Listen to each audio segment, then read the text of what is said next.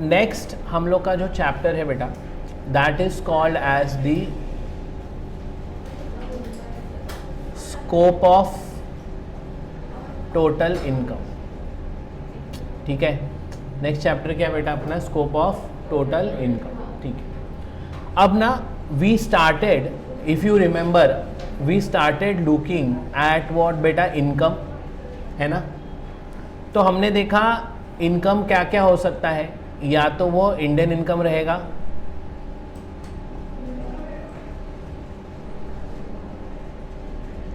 या तो वो रहेगा फॉरेन इनकम, है ना बेटा। Income could be Indian income और फॉरेन इनकम। हमने बोला था कि अगर इंडियन इनकम होगा तो always it's going to be taxable, and अगर फॉरेन इनकम है तो आइदर इट इज टैक्सेबल और इट इज व्हाट बेटा, नॉट टैक्सेबल। बराबर है।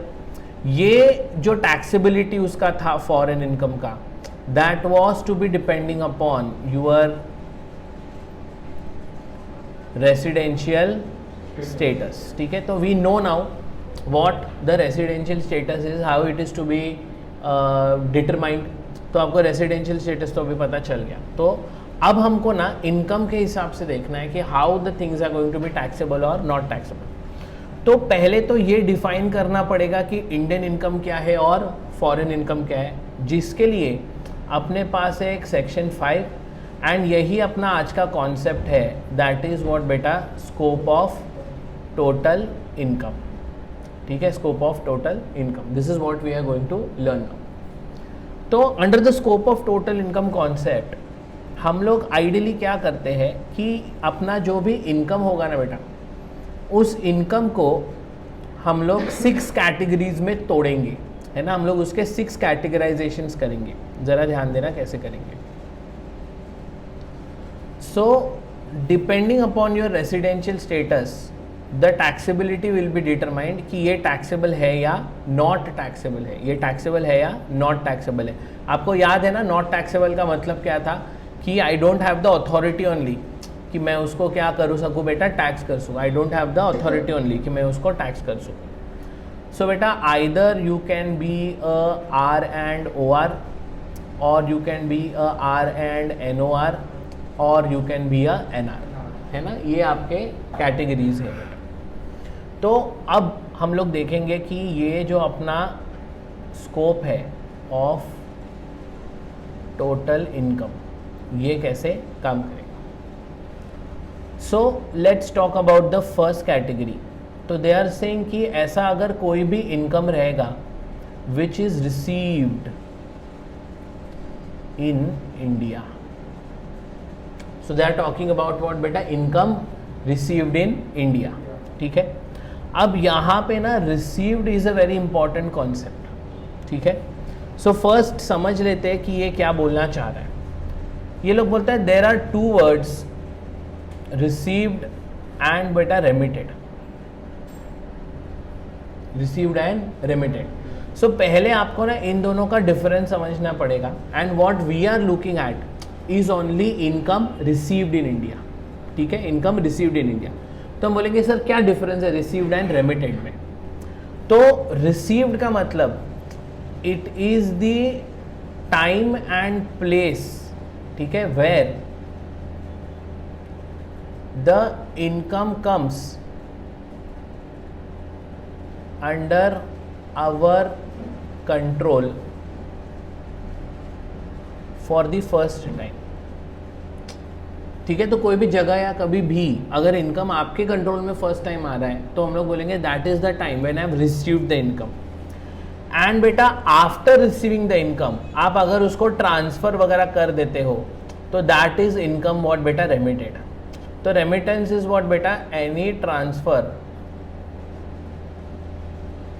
After the receipt, after the receipt is going to be what बेटा, रेमिटेंस। ठीक है, सो एक छोटा सा एग्जाम्पल लेते हैं, जस्ट एक स्मॉल एग्जाम्पल बेटा। ओके, कि मान के चलो मैं कोई तो एक सेशन था और वो लेने में यूएस चला गया, ठीक है, एक यूएस का कोई कंपनी ने या कोई कॉलेज ने मेरे को बोला था कि सर आप आओ हमारे यहाँ पे एक छोटा सेशन लो इंडियन टैक्स के ऊपर एंड थोड़ा बता देना कि कैसे। तो I went there, I took the session. वो लोग ने मेरे को क्या किया मालूम है, एक चेक दिया यूएस के बैंक का, एक चेक दिया यूएस के बैंक का। अब बेटा आई एम तो staying here in India, do I have a bank account in US?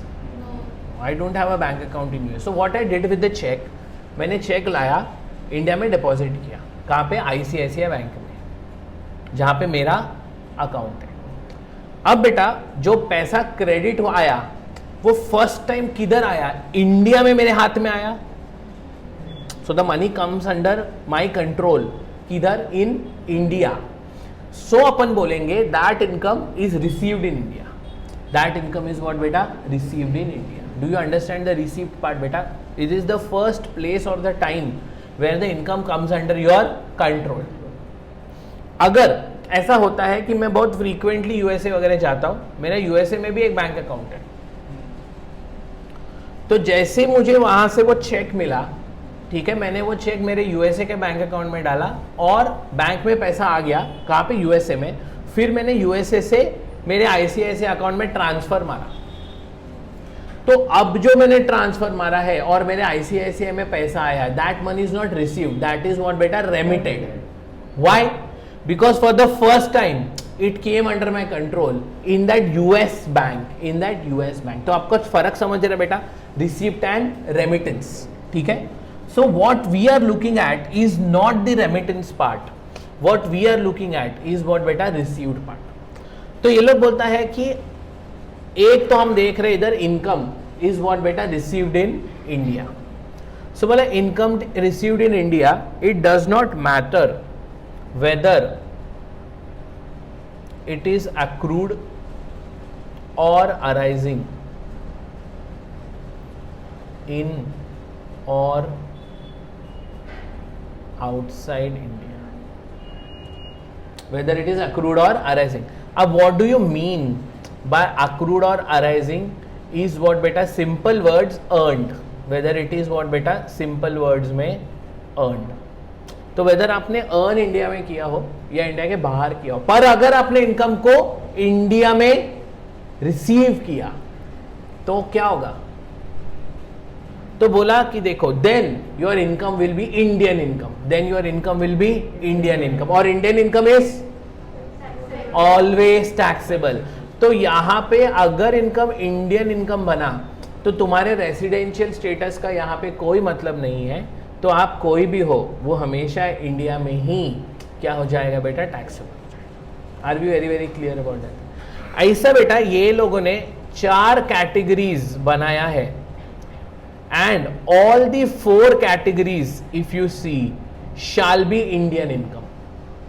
तो मैं आगे जो 4 कैटेगरीज के बारे में बात करूंगा बेटा, इन सब के लिए ये तीनों चीजें टिक ही रहेंगी, क्योंकि इंडियन इनकम जो है वो हर किसी के हाथ में क्या रहने वाला है? टैक्सेबल। इधर तो रेसिडेंशियल स्टेटस का कोई टेंशन ही नहीं है, ठीक है। तो बोला चलो सेकेंड कैटेगरी क्या है देखा जाए। बोला second category is income deemed to be what beta? Received in India। अभी डीम्ड का मतलब क्या है इधर? अज्यूम्ड। तो मे बी ऐसा है कोई केस जहां पे इनकम इंडिया में रिसीव एक्चुअली में नहीं हुआ है, पर हम एक अजम्पशन लगा रहे हैं कि it is assumed to be received what बेटा? In India. एंड वापस बात तो वही है, if it is received in India either actual or assumed part, ठीक है, आप कमाओ किधर भी। So again it does not matter whether it is what beta? Accrued or arising in or outside India, वो इंडियन इनकम है, बराबर है। और अगर वो इंडियन इनकम है, अगर वो इंडियन इनकम है तो इट इज व्हाट बेटा? Taxable in the hands of each and every person, does not matter तुम्हारा रेसिडेंशियल स्टेटस क्या है। Clear clear clear clear. तो हम लोग ने बोला चलो 2 कैटेगरी तो समझ ले, what is the third category? तो थर्ड कैटेगरी में उल्टा है, बोला इनकम अक्रूड और व्हाट बेटा? Arising in India. Income accrued or arising in India. Now they say does not matter whether received in or what बेटा outside India. मतलब ये सिंपल बोलता है तूने इंडिया में आके इनकम कमाया, अक्रूड और अराइजिंग का मतलब क्या था, अर्नड, ओके। तो तुमने इंडिया में इनकम क्या किया है, अर्न किया है। अब तुमने इंडिया में उसको रिसीव किया या इंडिया के बाहर रिसीव किया, डज नॉट मैटर। अपना ये बात का सिंपल लॉजिक है, तुमने हमारे कंट्री का रिसोर्स यूज किया, हमारे कंट्री का रिसोर्स यूज करके तुमने इनकम कमाया, यस, एंड अगर तुमने ऐसा किया तो we have the full rights to tax that income, so hence it will be termed as what बेटा, इंडियन इनकम। इंडियन इनकम है तो सभी के हाथ में वो क्या हो जाएगा बेटा, टैक्सेबल हो जाएगा। Are we clear? ठीक है।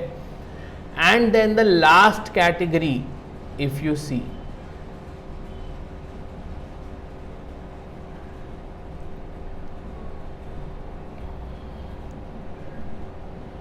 is beta income deemed to what beta, accrue or arising in India, deemed to accrue or arising। ये एकदम खतरनाक पार्ट है बेटा, एक सेक्शन 9 बोल के सेक्शन है बेटा, which talks about income deemed to accrue or arising in India. ठीक है, ये सबसे खतरनाक पार्ट है ये चैप्टर का, which we will have to learn.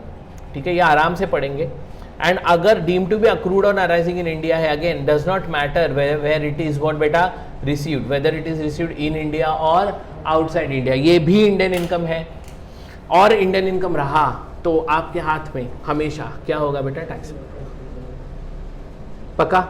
चलो एक फटाफट देख लो, इंडियन इनकम के चार रूप है, 4 फेसेस। व्हाट बेटा, either it is received in India or it is deemed to be received in India.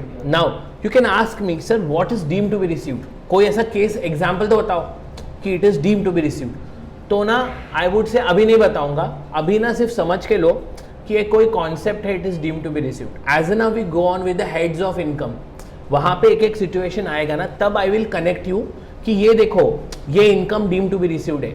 Because if I explain now it will not be of any use, तुम्हारे सब सर के ऊपर से जाएगा। So as an how we come to that point ना, मैं आपको बताऊंगा कि ये देखो ये इनकम क्या है, डीम टू बी रिसीव्ड है। तो अभी के लिए ऐसा सिर्फ दिमाग में रख लो कि कोई कॉन्सेप्ट है, income deem to be received है, तो एक्चुअली रिसीव्ड है या डीम टू बी रिसीव्ड है, डज नॉट मैटर तुमने अर्न किधर किया बेटा। ठीक है, वो इंडियन इनकम रहा, इंडियन इनकम रहा तो इंडिया में क्या होगा, टैक्स होगा, irrespective of your residential status. Correct है? ओके। तो हम लोग ने बोला ऑल्टरनेटिवली अगर इनकम हमने इंडिया में एक्रू या अराइज कर लिया, मतलब इंडिया में अर्न करा, तो अगेन दे आर सेइंग कि 2 पार्ट है इसके भी, एक तो actually you have earned it in India, या तो एक्चुअली आप इंडिया में अर्न नहीं किया है बट हम ये मान रहे हैं, डीम कर रहे हैं कि you have earned accrued or arised in what बेटा, इंडिया। तो either it is actual you are deeming, फिर रिसीव किधर भी करो डज नॉट मैटर, वो भी इंडियन इनकम है और वो भी 100% इंडिया में टैक्सेबल होगा irrespective of your residential status. Clear है? ओके। अब आप सोचो एंड यू टेल मी बेटा कि अगर ये 4 चीजें are going to be different ways a income attributes to be an Indian income, बराबर है ना। इंडियन इनकम कैसे बनता है आपको समझा कि either it is received in India या deem to be received in India या अक्रूड इन इंडिया या deem to be accrued or arising in India, this is the way an Indian income comes into picture. तो आप मेरे को बताओ कि अब ये 5, मैं फॉरेन इनकम की अगर बात करूं, फॉरेन इनकम, तो फॉरेन इनकम को आप किस तरीके से कैटेगराइज करोगे या how to identify a foreign income, बोलो जोर से। रिसीव्ड एंड डीम्ड नहीं, very good, accrued and arising also outside India. Understand करो बेटा कि अगर by any chance accrued and arising in India हो गया या रिसीव्ड इन इंडिया हो गया तो वो इंडियन इनकम बनेगा। तो अगर मैं इनकम कहना चाह रहा हूं कि कोई इनकम है क्या बेटा, फॉरेन इनकम, तो to qualify as a foreign income it has to be accrued and arising also outside India and received also outside India, तो ही तो वो फॉरेन इनकम बनेगा। ये क्लियर है? बराबर जा रहा है? ठीक है। तो हम लोग बोलता है कि ऐसा कोई इनकम है विच इज अक्रूड और व्हाट बेटा अराइजिंग किधर outside India and also what बेटा रिसीव्ड किधर आउटसाइड इंडिया, तो ये बना फॉरेन इनकम, तो ये बना फॉरेन इनकम। पर इसमें भी बेटा ये बोलता है कि if it is from a business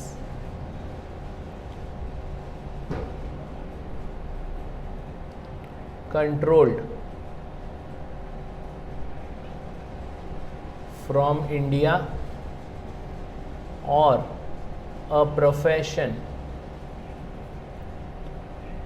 set up in what बेटा इंडिया।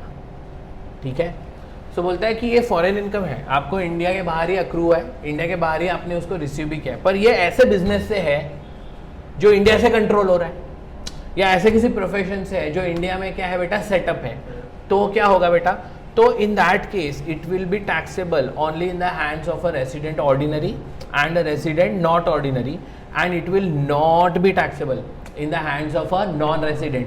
एंड प्लीज अंडरस्टैंड, यही वो पार्ट है जहां पे बोला था फॉरेन इनकम के लिए रेसिडेंशियल स्टेटस का सहारा लेना पड़ेगा टू डिटरमाइन कि वो टैक्स होगा या नॉन टैक्सेबल है ना, टैक्सेबल है या नॉन टैक्सेबल है। आपको दिख रहा है फॉरेन इनकम से वो भेदभाव चालू हुआ कि तुम रेसिडेंट ऑर्डिनरी हो, तुम नॉन रेसिडेंट हो, या तुम नॉट ऑर्डिनरी हो। पहले इंडियन इनकम के लिए कोई भेदभाव नहीं था, इंडियन इनकम कुछ भी हो जाए सबके लिए टैक्सेबल था।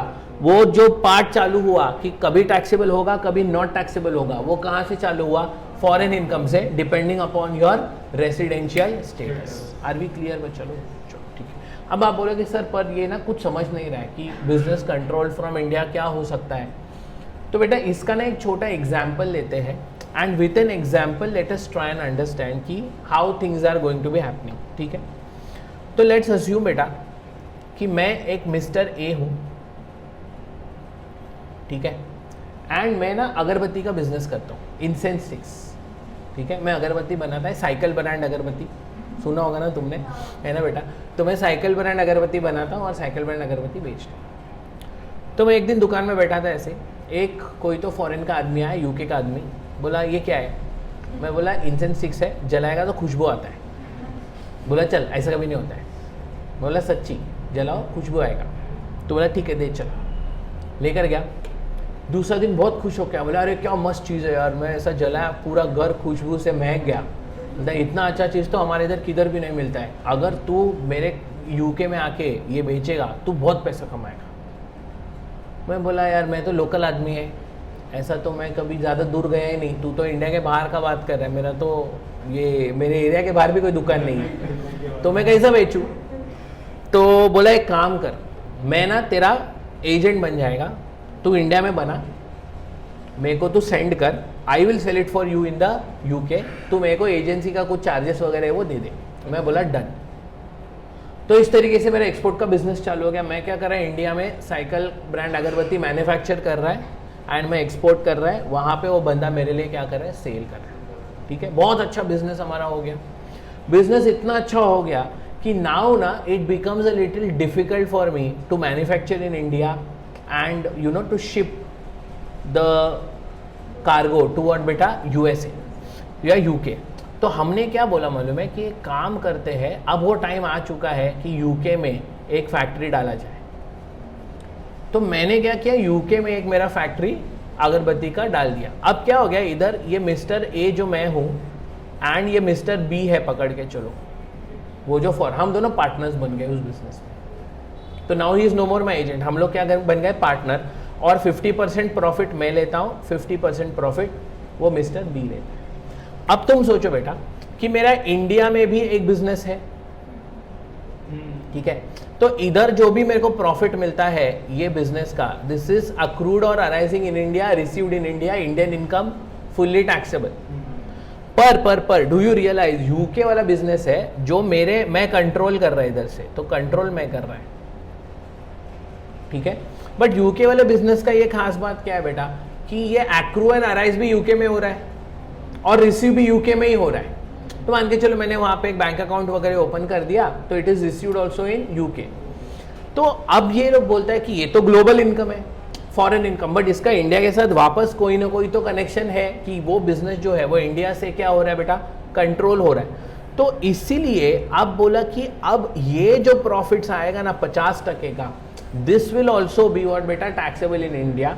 तो इसीलिए बोला कि आप अगर रेसिडेंट हो, फिर RNOR हो या RNNOR हो, बट रेसिडेंट तो हो कि नहीं, तो इन दैट केस आपके हाथ में वो टैक्स होगा। पर ये बेटा मिस्टर बी जो है ये तो नॉन रेसिडेंट है, ये इंडिया से बाहर कमा रहा है, इंडिया के बाहर रिसीव कर रहा है, क्या इसका इंडिया के साथ कोई भी बिजनेस कनेक्शन है?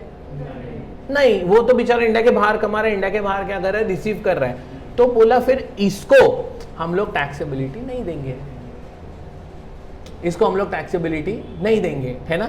So that is why they से इट इज नॉट दैट कि जो नॉन रेसिडेंट रहेगा उसको टैक्स नहीं करने का, ठीक है। एक और केस लेते हैं प्रोफेशन का बेटा। तो मैं एक बहुत बड़ा लॉयर है बेटा, मेरा इंडिया में प्रैक्टिस है, मेरा जो प्रैक्टिस है वो इंडिया में रजिस्टर्ड है, okay. So I am practicing in India. एक बार मेरे को सैमसंग अप्रोच करता है, बोलता है कि चलो जरा एप्पल के अगेंस्ट केस फाइल करने का, मेरे फ़ोन का डिज़ाइन चुरा है एप्पल वाले ने, ठीक है। तो हांगकांग का कोर्ट में एप्पल के अगेंस्ट अपने को केस फाइल करने का है। मैं बोला ठीक है चलो, मैं गया, मैंने हांगकांग में जाके केस लड़ा, मुझे हांगकांग में पैसा भी मिला। मेरा एक बैंक अकाउंट था, मैंने वहाँ पे डिपॉजिट किया, वहीं पर उड़ाया और इंडिया में आया, उधर ही खर्च किया, इंडिया में लाया भी नहीं उसको बेटा। अब ये लोग क्या बोलता है कि देख, accrued or arising outside India, received also outside India, but it is out of a profession which is setup in India, which is setup in India. तो इसीलिए अगर तू इंडिया का बंदा है, तूने प्रोफेशन तो इंडिया में सेटअप किया है, उसी के नाम के बदौलत तुझे वो बाहर का प्रैक्टिस का असाइनमेंट मिला। तो अगर आप एक रेसिडेंट एंड ऑर्डिनरी हो, या आप क्या हो बेटा, रेसिडेंट एंड नॉट ऑर्डिनरी हो, फिर भी वो आपके हाथ में क्या होगा बेटा, टैक्स होगा, ठीक है। पर अभी इसको ना, ये चीज को I can call it as partial global income, just for the sake of identifying. Can I say it is partial? Partial क्यों? क्योंकि कुछ तो इंडिया का रिश्ता नाता है उसके साथ बेटा। पर आप सोचो अब बेटा, 5th की जगह अगर मैं 6th को प्योर ग्लोबल इनकम मानूं, तो ये हर वो इनकम है जो इंडिया के बाहर अर्न किया जा रहा है, इंडिया के बाहर ही रिसीव किया जा रहा है, और उसका इंडिया के साथ कोई रिश्ता नाता है ही नहीं बेटा। तो क्या उसको इंडिया में टैक्स करने के लिए अपन ला सकते हैं क्या? नहीं। तो टेक्निकली बोला कि any income which is accrued और व्हाट बेटा, arising outside India and also what बेटा, रिसीव्ड आउटसाइड इंडिया, ठीक है, एक्सेप्ट 5 अबाउ, मतलब 5th को छोड़ के जो इंडिया कैसे बिजनेस इंडिया से कंट्रोल हो रहा है या प्रोफेशन इंडिया में सेटअप है, वो वाले को छोड़ के दूसरा कोई भी तरीके का इनकम आप कमाओ, तो only if you are a resident ordinary तो ही तुम्हारे हाथ में टैक्स होगा। अगर आप नॉट ऑर्डिनरी हो या नॉन रेसिडेंट भी हो तो भी वो आपके हाथ में टैक्स नहीं, ठीक है। एंड जो मैंने बोला था, अब उसको एक्चुअली में देखो, आप रियलाइज करो, मैंने क्या बोला था आपको, देखो RNOR जो है वो इंडिया का फेवरेट बकरा है, तो वो बेचारा देखो दुनिया में किधर भी कुछ भी कमा रहा है, इंडिया में कमा रहा है, इंडिया के बाहर कमा रहा है, हर जगह वो टैक्स भर रहा है, देखो सब में टिक, ठीक है। और ये पता है RNOR कौन है? अपन लोग, क्योंकि अपन इंडिया में कितने टाइम से रहते हैं। तो this is how your residential status affects what बेटा, your scope of total income. अब स्कोप बेसिकली क्या बता रहा है आपको कि क्या मुझे एक इनकम को टैक्स करने का राइट्स है या नहीं है। तो it is ideally telling you that income is either taxable or not tax. Perfectly समझ रहे हैं? अब यहां पे ना एक आपके दिमाग में शायद डाउट आएगा कि सर ये तो गलत बात है, वो RNOR इंडिया में इनकम कमाएगा तो मैं समझता है कि टैक्सेबल है, पर इंडिया के बाहर इनकम कमाएगा तो वो क्यों टैक्सेबल है? सर नहीं होना चाहिए ना ऐसा टैक्सेबल। आपको क्या लगता है कि गलत कर रहा है अपन RNOR के साथ, कि बेचारा इंडिया के बाहर ही इनकम कमा रहा है, इंडिया के बाहर ही उसको रिसीव भी कर रहा है, ठीक है, इंडिया के साथ उसका कोई रिश्ता नाता है ही नहीं, इंडिया का एक रिसोर्स यूज नहीं किया, फिर भी क्या हमको उसको टैक्स करना चाहिए? क्यों करना चाहिए? अगर टैक्स करना चाहिए तो क्यों? ऐसा क्यों किया? गवर्नमेंट ने कुछ तो सोच के किया है ना बेटा, कुछ तो लॉजिक था ना, राइट, ये करने का। Basically we like to try to crack that logic, तो एक ही बारी में अपने को डाइजेस्ट हो जाएगा and then it will be always good for us to understand and know कि क्या है करके, ठीक है? ध्यान देते बेटा, देखो तो एक वापस छोटा एग्जाम्पल लेता है। एक है ना मिस्टर एस है, ये एक से दुबई का शेख है, ठीक है? अभी इसका ना पूरा बिजनेस दुबई में है, पूरा अर्निंग्स जो है वो दुबई का ही है, पूरा अर्निंग्स जो है वो क्या है? दुबई का ही है, एवरीथिंग इज इन व्हाट बेटा? Dubai. Now what happens is mister S जो है वो पूरा टाइम इंडिया में ही पड़ा रहता है। He is a huge fan of Bollywood, उसको इंडिया में बहुत मजा आता है, इंडिया में आएगा, पिक्चर देखेगा, प्रीमियर का पार्टीज अटेंड करेगा, ये सेलिब्रिटी लोग का शादी अटेंड करेगा, और जब देखो वो इंडिया में फ़ोटो खिंचाते रहता है, ठीक है? तो एक बार ऐसे ही इंडियन गवर्नमेंट जाके उसको पूछता है कि मिस्टर एस, तुमको इधर इंडिया में मज़ा आ रहा है? बोलते बहुत मज़ा आ रहा है ना? हाँ, बोलता है कि तुमको इंडिया में सेफ लगता है? सेफ, बोलता है बहुत सेफ लगता है ना, इधर कोई प्रॉब्लम नहीं है। तो इंडिया वाला बोलता है देख, अंडरस्टैंड करो, अभी अपना discussion of tax first lecture चालू कैसे हुआ था आपको याद है? टैक्स क्या है? क्या है? नहीं, टैक्स क्या है? Revenue of the government. क्यों गवर्नमेंट रेवेन्यू ले रहा है? अपने से पैसा क्यों ले रहा है गवर्नमेंट? क्योंकि गवर्नमेंट अपने को सर्विस दे रहा है, बराबर है? अब it is a very simple logic बेटा, गवर्नमेंट तेरे को सर्विस देगा तो तुझे गवर्नमेंट को उसके बदले पैसा देना पड़ेगा। अब डज इट रियली मैटर कि तू इंडिया में अर्न कर रहा है कि नहीं? वो शेख अगर इंडिया में रहता है, पूरा टाइम इंडिया में रहता है, ठीक है, ही बिकम्स R&OR, ठीक है ना? एवरीथिंग विल सम अप बेटा। अभी आप मेरे को मत बोलो सर वो तो सिटीजन ऑफ दुबई है, मैं तुमको पहले ही बोला सिटीजनशिप का रेसिडेंशियल स्टेटस से कोई मतलब नहीं है, it totally depends upon his stay in India. वो इंडिया में रह के इतना टाइम रहा है कि वो R&OR बन गया। अब if I am talking about an R&OR, obviously he is staying in India for a substantial part of the year and years also, okay? तो तू इतना देर रहता है, इतना टाइम मेरे कंट्री का सर्विसेज यूटिलाइज करता है, so shouldn't I tax you or should I let you go just because you don't have any income in India? तो वो तो बात नहीं बनेगी ना बेटा। तो इंडियन गवर्नमेंट का सीधा लॉजिक है, भाई तो R&OR है, फिर तू इंडिया में कमा, इंडिया के बाहर कमा, मुझे पता नहीं, मैं तेरे से पैसा ले रहा है क्योंकि तू मेरा सर्विस यूटिलाइज कर। तो इंडिया में कमाया तो फुल हक है भाई, क्यों? क्योंकि तू मेरा रिसोर्स यूज किया ना। पर तू रिसोर्स नहीं भी यूज किया, पर तू मेरा रेसिडेंट है ना, फिर भी मुझे हक है तुझे टैक्स करने का, क्योंकि तूने मेरा सर्विसेज यूटिलाइज किया। अब दो पार्ट है बेटा। अब इससे ना एक बहुत इंपॉर्टेंट लॉजिक रहता है कि कोई भी कंट्री जो होता है ना बेटा, वो कोई भी इनकम को दो रीजंस के लिए टैक्स करता है। तो इसके दो रूल है बेटा, एक होता है सोर्स रूल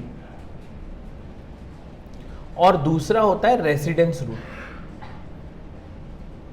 और यही दो रूल्स हमने पढ़े बेटा। सोर्स रूल का सिंपल लॉजिक है, तेरे इनकम का सोर्स मेरा कंट्री में है तो I have the right to tax that income, क्योंकि तूने मेरा कंट्री का रिसोर्सेज यूटिलाइज किया और मेरे कंट्री में पैसा कमाया। Simple logic. रेसिडेंस रूल, ये जो हमने अभी डिस्कस किया कि तू मेरे कंट्री का रेसिडेंट है तो मैं तेरे को टैक्स कर सकता है। क्यों? क्योंकि तू मेरा सर्विसेज यूटिलाइज कर रहा है, भले तो फिर इंडिया मेरा कंट्री में कमा या नहीं कमा, that will not have a क्या मैं बोलूँ इफेक्ट, बराबर है। अब विद दिस रूल बेटा कभी कभी आपको भी दिमाग में आएगा फिर सर डबल टैक्सेशन भी तो हो सकता है। क्यों डबल टैक्सेशन? ऐसा भी हो सकता है कि मैं वो दुबई के शेख को रेसिडेंस रूल में टैक्स करूं और उसी इनकम पे उसका जो कंट्री है, से अभी दुबई में तो टैक्स नहीं है, पर से यूके का कोई बंदा है तो यूके तो उसको सोर्स रूल पे टैक्स करेगा क्योंकि उसका इनकम तो यूके में है, और मैं उसी इनकम पे क्या करूंगा, उसको रेसिडेंस रूल में टैक्स करूंगा क्योंकि वो मेरे घर का R&OR है। तो ऐसे केस में एक ही इनकम को दो अलग अलग कंट्रीज क्या करेंगे, टैक्स करेंगे, which is a very bad thing. This is what we called as what बेटा, डबल टैक्सेशन. तो ये ना हो इसका भी ख्याल रखा गया है.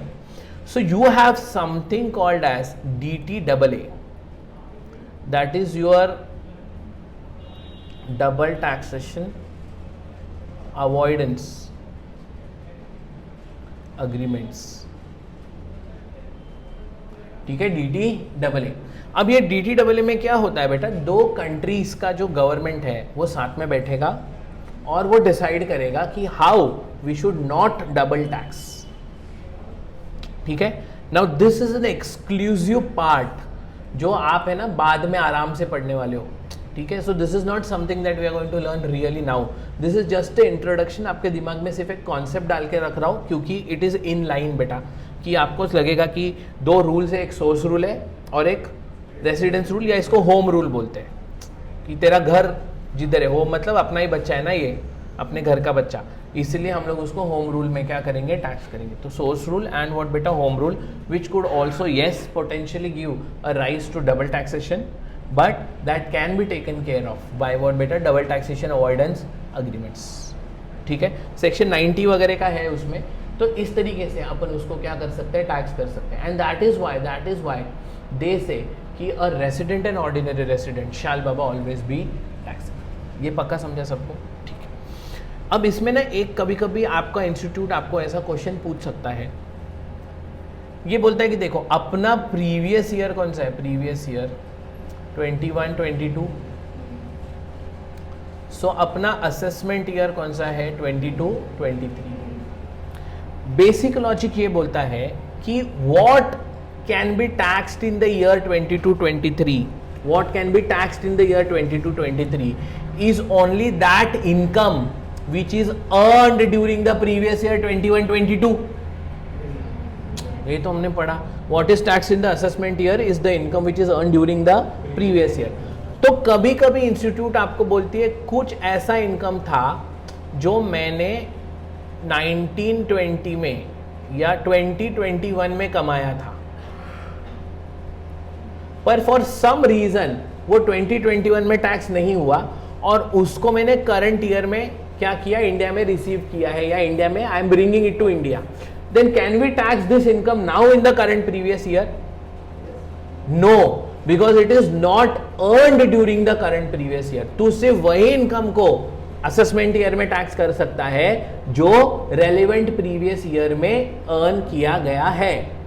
सो इधर हम लोग बोलते हैं कि if there is past untaxed profits, if there is what बेटा, past untaxed profits that can not be taxed in what बेटा anybody's hands, that can not be taxed in what बेटा, एनीबडीज हैंड्स. तो यहाँ पे भी ना just for the sake of it also हमने हमेशा लिखते हैं हम लोग कि अगर आपके पास यहाँ पर पास्ट अनटैक्स्ड प्रॉफिट्स हो, ठीक है, तो मैं 6th बनाता हूँ. दिस इज व्हाट बेटा, पास्ट अनटैक्स्ड प्रॉफिट्स और व्हाट बेटा, इनकम. तो वो किसी के भी हाथ में टैक्स नहीं होगा. रीजन क्या है कि तुमको सेक्शन 4 ही वो अथॉरिटी नहीं देता. याद आ रहा है सेक्शन 4 अपना चार्जिंग सेक्शन, सेक्शन 4 ने ही बोला था ना कि any income which is earn during the previous year should be then charge during the assessment year. तो ऐसा कोई इनकम है जो प्रीवियस ईयर में कमाया ही नहीं है, उसको आप असेसमेंट ईयर में टैक्स नहीं कर सकते. ठीक है. चलो, on that note put that heading बेटा, scope of total income, and you can start writing section 5 here.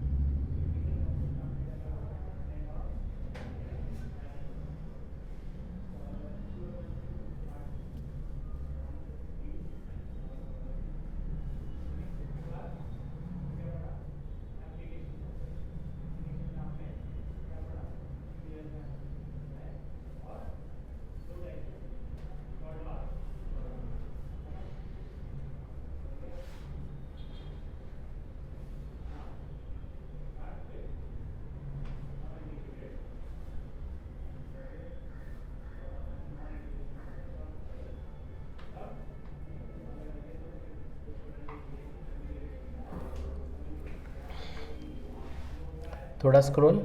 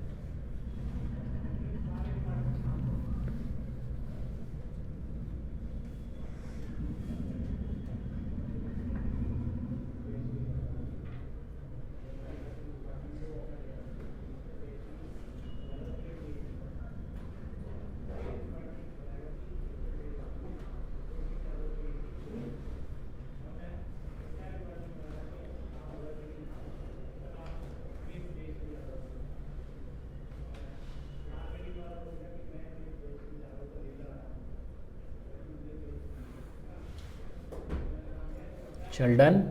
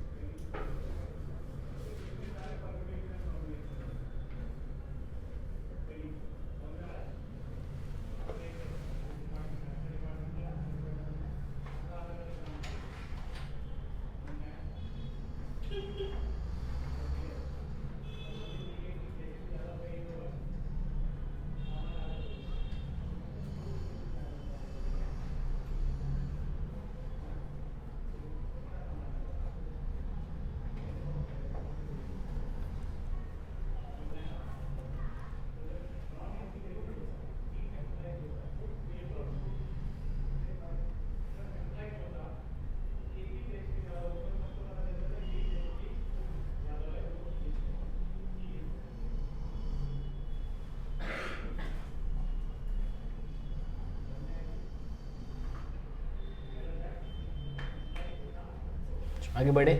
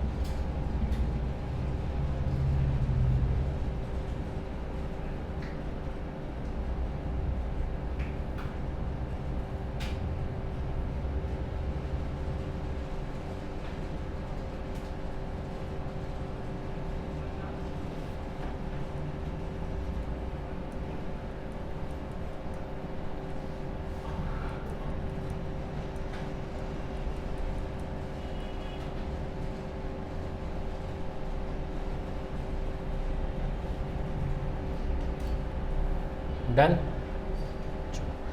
अब ना बच्चा आइडियली अपने को ना एक बहुत बड़ा डिस्कशन है with regards to this section 9, ठीक है, income deemed to be accrued or arise in which is very important, the highlight of the chapter, ठीक है। बट अब है ना थोड़ा सा बेटर अंडरस्टैंडिंग के लिए what will first try and do is will understand this scope of total income a little differently with an example, and then आपको थोड़ा और बेटर समझेगा, ठीक है। I am taking this opportunity also to make you understand the difference between exemption and non taxable, exemption and non taxable, ठीक है। तो मुझे पहले बताओ कि अगर मैंने किसी इनकम को एग्जेम्प्ट किया है ना, अगर मैंने किसी इनकम को एग्जेम्प्ट किया, ठीक है, या किसी इनकम को मैं बोलता हूँ कि वो है नॉन टैक्सेबल, तो इनमें डिफरेंस है कि नहीं, ठीक है।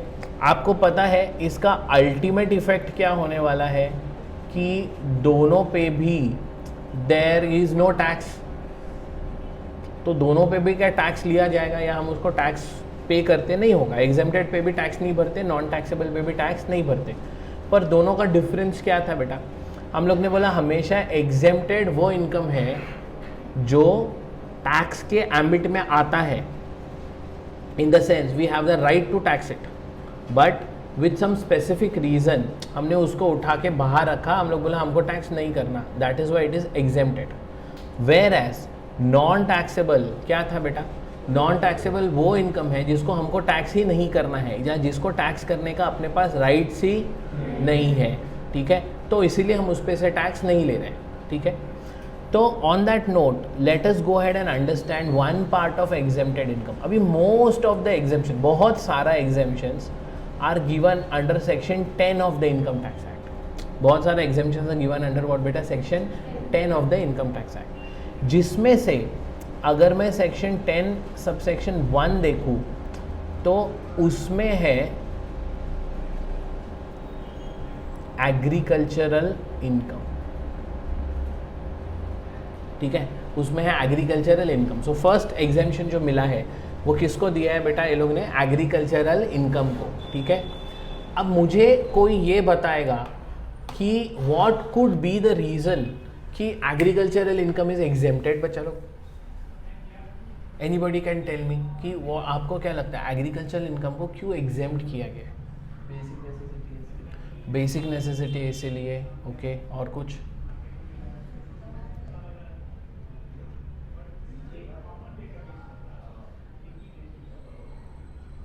कुछ तो आइडिया होगा, कुछ भी आइडिया नहीं है आपको? अभी मुझे ना बेटा मोस्टली यही सब आंसर्स मिलते हैं कि वो एक बेसिक नेसेसिटी है या एग्रीकल्चरल फार्मर इज पुअर, है ना। फिर बोलता है कि sir agricultural is the backbone of India, India is a agrarian country, है ना, ऐसे सब रीजंस है, इसीलिए एग्रीकल्चरल इनकम को हमने क्या किया एग्जाम। तो ये एकदम गलत है, ठीक है, एकदम गलत। ऐसा कोई भी बोलेगा ना उसको पत्थर मारने का, ठीक है। देखो तुमको मैंने स्टार्टिंग में ही एक चीज समझाया था, लिस्ट याद है, लिस्ट अपने को, लिस्ट में ये मेरे को बताओ कि हम ये जो टैक्स पढ़ रहे हैं कौन से गवर्नमेंट के लिए पढ़ रहे हैं?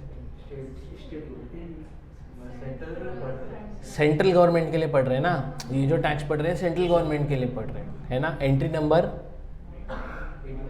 82 ऑफ द यूनियन लिस्ट, याद आ रहा है, entry number 82 of the union list. आपको अगर याद होगा तो मैंने आपको इसी में एंट्री नंबर 46 भी कराया था ऑफ द स्टेट लिस्ट, याद है, entry number 46 of the state list, जहां पे हमने ये बोला था कि एग्रीकल्चरल इनकम को, ध्यान दो, एग्रीकल्चरल इनकम को टैक्स करने का पावर किसको दिया गया है? स्टेट को दिया गया है।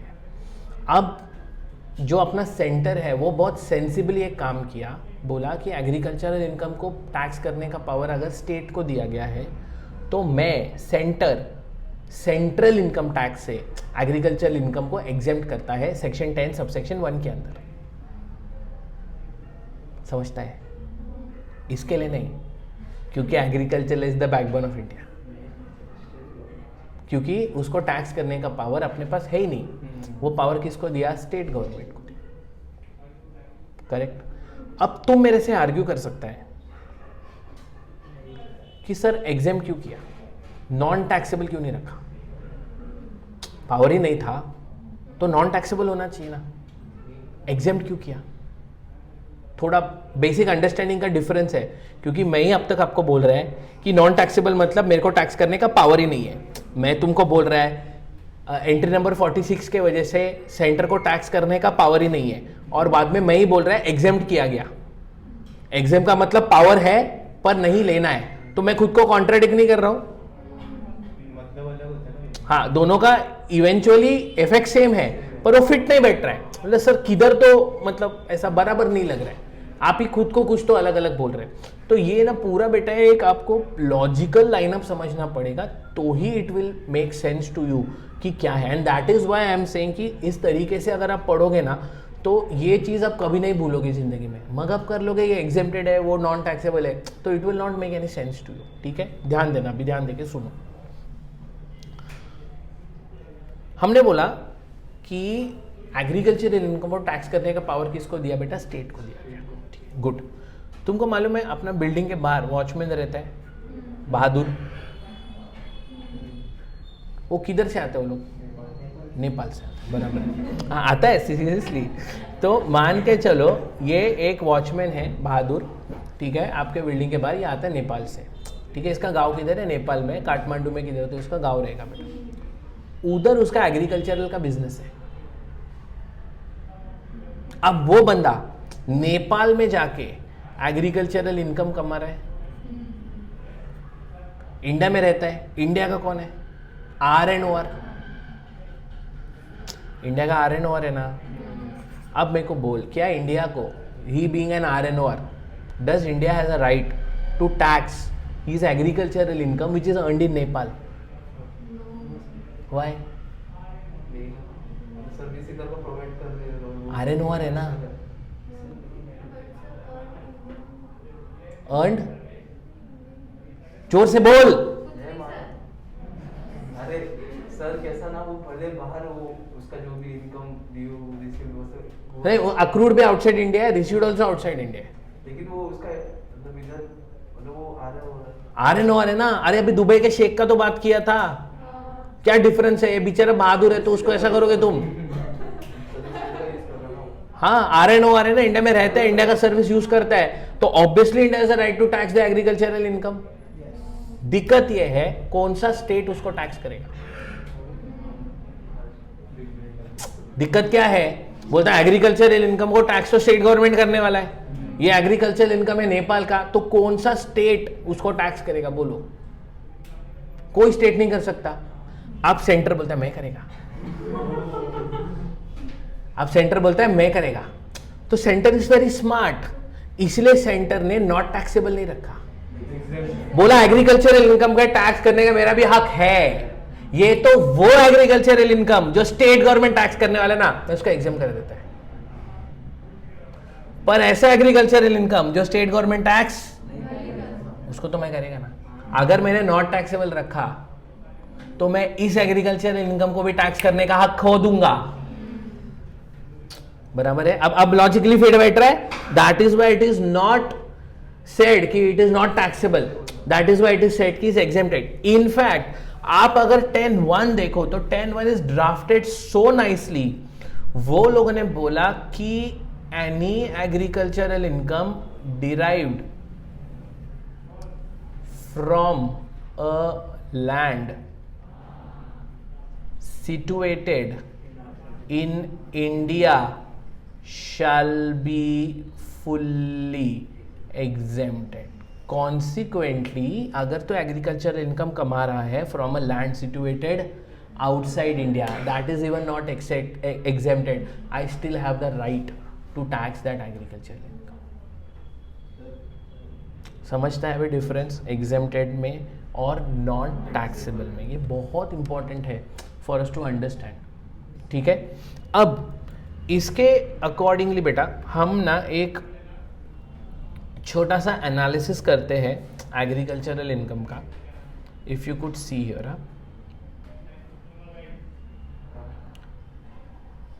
I am making it a little bit quick for you क्योंकि we are almost at the end of the session, but bear with me for more 5 minutes. अब तुमने बाजू का बाय भी सुन लिया तो तुमको अभी ऐसा भी लग रहा है हमको भी नहीं छोड़ रहे करके, है ना? नहीं ना? तो बेटा देखो, ये हम लोग ने देखा एग्रीकल्चरल इनकम वाला, ठीक है. अब मैं बोलता है कि ऐसा एनालाइज करो कि ये जो एग्रीकल्चरल इनकम है it could be derived from a land situated in India or it could be derived from a land situated outside India. बराबर है. चलो, if it is derived from a land situated in India, क्या मेरे को उसको tax करने का हक है? I say yes because it is accrued or arising in India. India का लैंड है ना, इंडिया का लैंड में तूने एग्रीकल्चरल इनकम कमाया, तो ये ना बेटा आपका थर्ड कैटेगरी के ही हिसाब से ही इंडियन इनकम बन गया. थर्ड कैटेगरी याद है, accrued and arising in India, ठीक है, ये इंडियन इनकम बन गया. अब it will not matter whether it is received in India या रिसीव्ड आउटसाइड इंडिया, अगर इधर ये इंडियन इनकम है तो वो तो टैक्सेबल है. अब ये लोग बोलते हैं कि if it is received say in India, then whether you are RNOR, NOR या NR, or even if it is received outside India, RNOR, NOR या NR, आइडियली फर्क नहीं पड़ेगा. It is taxable, but yet after being taxable, it is what बेटा fully exempted. तो exemption के लिए हमेशा पहले ये प्रूव करना जरूरी है कि वो टैक्सेबल है, और टैक्सेबल होने के बावजूद मुझे टैक्स नहीं लेना है, इसलिए मैंने उसको क्या करके रखा है, फुल्ली एग्जेम्प्टेड करके. कौन सा? वो agricultural income which is derived from a land situated in India. 10(1) ने भी वही बोला था, बराबर. 10(1) क्या बोलता है कि वही एग्रीकल्चरल एग्जेम्प्टेड है which is derived from a land situated in India. अब मान के चल कि आपके पास ऐसा एग्रीकल्चरल इनकम है which is derived from a land situated outside India, but it is received in India. अब because it is received in India, वापस ये इंडियन इनकम बना. याद है ना, first category received in India, whether accrued inside or outside India. अब अगर Indian income बना तो आप कोई भी हो, कोई फर्क पड़ रहा है क्या? It is going to be fully taxable and this is not exempted also. Why? Because it is derived from a land outside India. तो 10(1) का इसको एग्जेम्पशन भी नहीं लगता.